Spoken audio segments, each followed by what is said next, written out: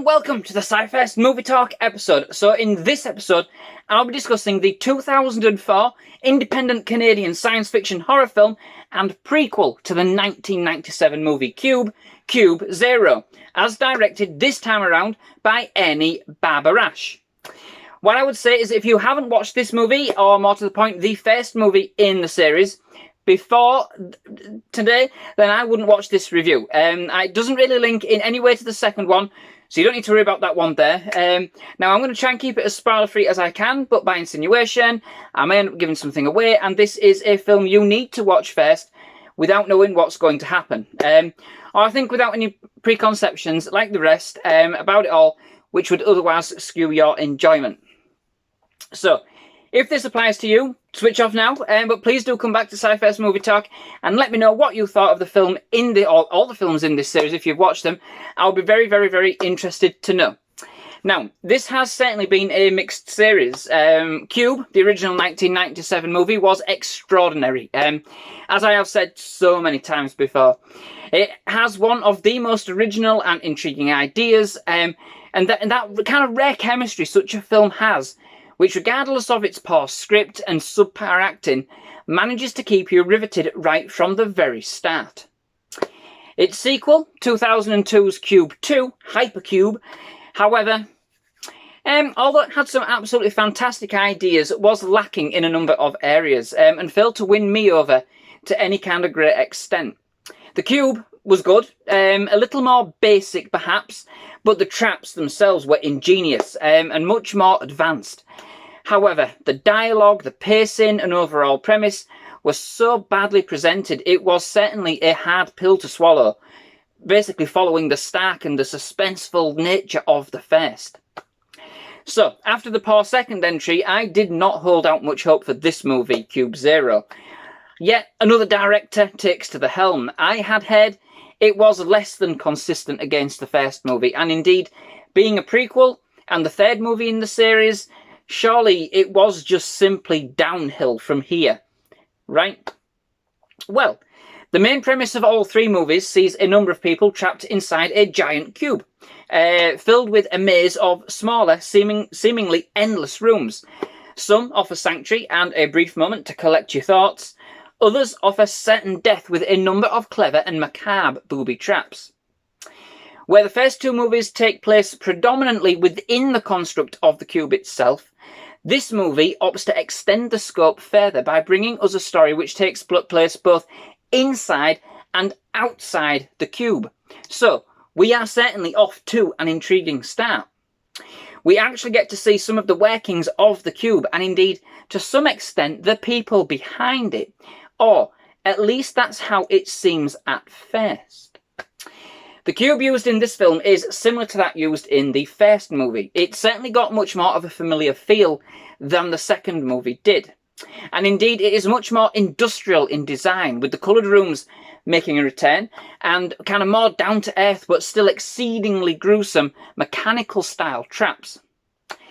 This time around, we actually follow two technicians, Eric Wynn and Dodd, as played by Zachary Bennett and David Huband, respectively, as they work in a maintenance room outside of the cube, recording the events which occur within the cube and undertaking other button-pushing duties as the experiment progresses. One of the technicians starts to develop a conscience about how people are treated within the cube, smitten with the story of one of its prisoners, a political activist by the name of Cassandra Rains, as played by Stephanie Moore.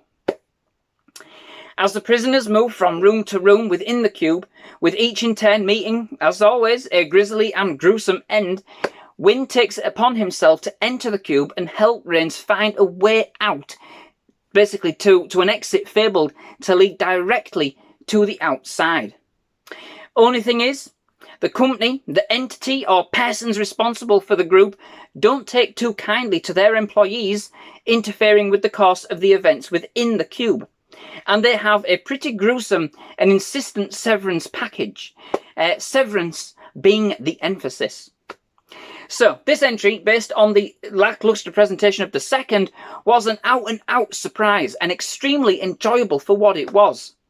Okay, so it doesn't have the style or presence of the original, but from the very start, it is very much more a stylized presentation than either the first or the second movies. The dialogue, the acting, the ideology of the movie is much more refined for what it actually is. And you can see that a decent attempt has actually been made to bring this series back on track. This entry, again, brings us back to a similar looking cube as that used in the original. Very industrial, very dark, much more gore and indeed very disturbing. Much more of a familiar feel, you know? It's an interesting slant to actually get a glimpse of who's behind the cube. And indeed, all may not be what it seems. It turns out that the people on the outside may just be as much prisoners as those on the inside. And indeed, as it turns out, in this company, a promotion may just mean you end up being one of the lucky contestants within the cube itself. The cube is different from the first, however. The two are not exactly the same. And for this, there does appear to be a few continuity errors. However, it is commented within the story that this is not the only cube. So it is quite possible that the cube we saw in the first movie is still yet another iteration of the one used in this one. It certainly is a plausible explanation given the cube in the second movie. And indeed accounts for quite a lot of the elements here that really just don't quite gel. So there is kind of an explanation going off.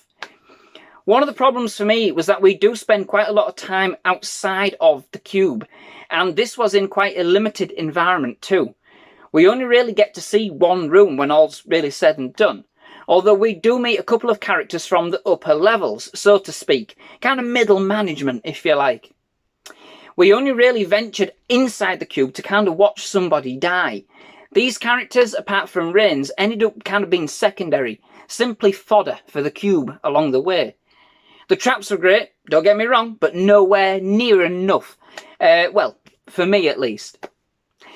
This does mean that the character development is a little lacking for the most part, but more reasonably developed than any we meet in the previous two movies, especially Win and Rains, who we follow more closely than we have done in any instalment to date. Whether or not intended by the creators of the first movie or not, there were some further kind of interesting concepts presented for the rationale of the cube this time around. We are told that everybody in the cube, bar perhaps people taken for their political beliefs, have actually consented to being there. They just can't remember. Each being convicted of a crime and choosing this life instead of facing the death penalty. Their memories have been wiped or indeed manipulated in some way prior to entering the cube. And as it turns out, it may not just be the people inside the cube who have been subjected to this, but indeed those working on the outside of the cube may also be part of a grander experiment. It was interesting to see that even though middle management had a certain presence and kind of push against those kind of deemed lower, they believed they were part of the system, you know? It was evident that may be also more to them that meets the eye, and I got the distinct impression that anybody connected with the cube at any level could not be sure of their true origins, or indeed how long they had even been there, indeed whether or not they had any free will at all. You do get this kind of glimpse of the world behind the cube, not much, but almost of a kind of a totalitarian state, a dystopian vision, if you like. It's not much, but it's enough to kind of tease a more restricted life, and one which reflects the futile nature of the first movie. Ending up in the cube may be only, and the one and only kind of eventuality in life, you know? The true reason for the cube was never still revealed. Is it still a sick and twisted experiment? Is it a government black site? Is it a prison? Or indeed, is it purgatory? Indeed, and bear with me on this one if you've seen the movie, we do have a number of religious connotations in this movie, as well as political ones, throughout the film. When one of the prisoners actually manages to escape, they are further interrogated. One of the questions is, do they believe in God? Answering no resulted in them getting fried. There is also a comment made right, and I mean right at the end of the film, when punishment for Wynn's actions is being handed down. In that, it is stated that his sentence has been extended for 2 more lifetimes. Not life terms, but times. Could this be indeed Hell's twisted sorting centre? If we discount the second movie's military connotations, of course.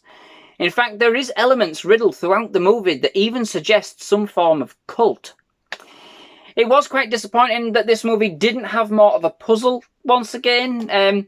That was one of the main elements I really did enjoy about the first. Over the gore and the suspense, for me at least, I love kind of trying to figure things like this out. However, although the cube rooms are very similar to those in the first, and indeed they have a much kind of simpler system identification, we only really play a passing glance to this. And indeed, it turns out that the cubes can be manipulated from the outside, meaning that any puzzle concocted was pretty much pointless in the end. Overall, this ended up actually being quite a great entry into the Cube franchise for me. It still didn't have the same presence as the first, but in the end, this presented some very interesting and intriguing concepts for the Cube's rationale, and indeed gave us a glimpse behind the scenes, if you like, with the introduction of the maintenance room and the idea that the system had some further structure beyond. It once again brings back the serious, grim and futile feel of the original, but adding its own individual stamp on the idea, whether or not intended by the original filmmakers or not. It is still very much a Cube movie, and you can see that attention has been made to make this entry much more akin to the first, rather than going on any further tangents. It has a very kind of retro setting, but with insinuation, there is something far more advanced beneath the surface, with a strong science fiction vibe and a nod to the red tape and the nonsense of bureaucracy. It keeps things fairly simple for the most part, which keeps this one grounded. The effects are pretty decent, which are mostly practical on this occasion, which at least means that the overuse of subpar CGI doesn't kind of cheapen the affair this time around. I thought this movie worked very well on its own merits. A curious movie that, whilst not being on the same par with the original, was still thoroughly enjoyable within its own context.